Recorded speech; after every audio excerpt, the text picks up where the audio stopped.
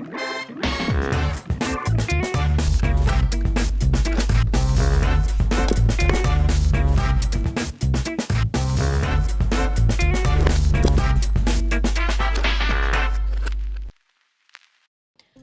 ingat-ingat kapan terakhir kamu searching sesuatu di Google, terus benar-benar klik salah satu link biru yang ada di bawahnya. Kalau kamu makin sering cukup baca jawaban langsung yang muncul di atas halaman aja, di halaman searching, atau malah langsung tanya ke ChatGPT, kamu sedang jadi bagian dari pergeseran besar yang sekarang menghancurkan model bisnis sebagian perusahaan mesin pencarian. Contoh paling nyata dan paling terdokumentasi datang dari Check, platform bantuan belajar asal Amerika yang tadinya jadi rujukan jutaan mahasiswa mencari penjelasan materi kuliah dan juga bantuan tugas. Pertengahan 2024, Google meluncurkan fitur AI Overviews, ringkasan jawaban berbasis AI yang langsung muncul di puncak kolom pencarian sebelum daftar link biasa. Untuk banyak pertanyaan seputar pelajaran, AI itu langsung kasih jawaban di tempat tanpa orang perlu klik ke cek sama sekali.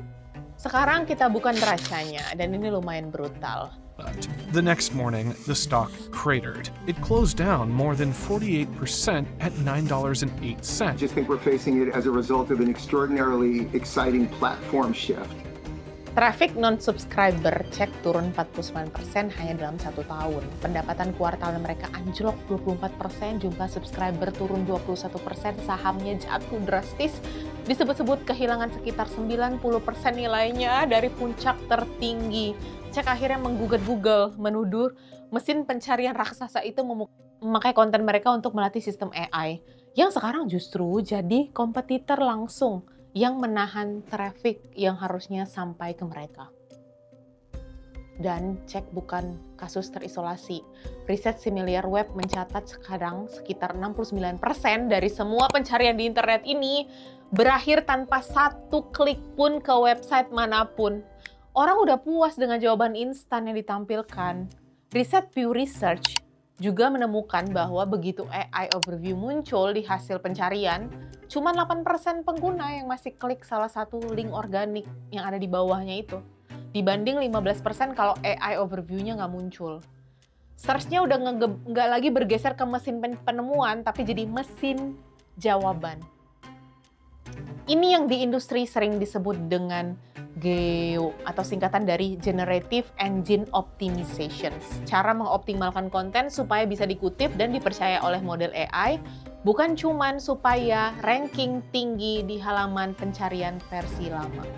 Aturan mainnya udah beda. Dulu yang penting itu kan backlink sama kata kunci atau keyword gitu ya. Sekarang yang penting adalah apakah AI kamu menganggap konten ini layak untuk menjadikan otoritatif dan dikutip sebagai sumber jawaban yang kredibel. Nah, good news-nya ini bukan kiamat buat semua orang. Tapi ada pola konsisten dari berbagai riset di mana konten yang udah diringkas sama AI, studi kasus yang udah sangat detail dan spesifik, data riset yang orisinal yang kita kumpulin sendiri, dan juga pengalaman personal dengan nama penulis yang jelas dan kredibel, ini akan cenderung lebih tahan banting dibanding artikel generik yang isinya sama dengan puluhan artikel lain di internet. Jadi ini ada 3 hal yang bisa kamu langsung lakukan dalam minggu ini. Dicatat teman-teman.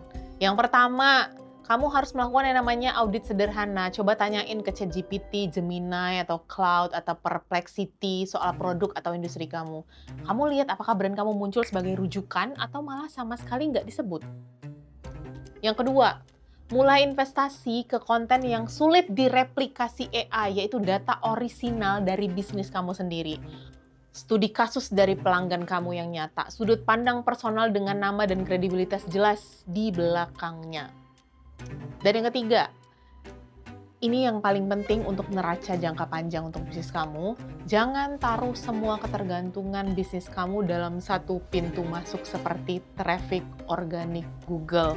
Bangun juga jalur langsung ke pelanggan, cek daftar email, komunitas, dan media sosialnya. Supaya kalau kamu satu pintu tiba-tiba berantakan dan tertutup seperti yang dialamin sama Cek, bisnis kamu nggak langsung collapse. Kamu punya jalan lain untuk menuju pelanggan dan bicara direct kepada mereka.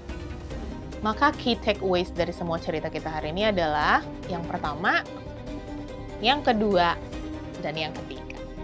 Sampai jumpa di segmen Narasi dan Raca di episode selanjutnya.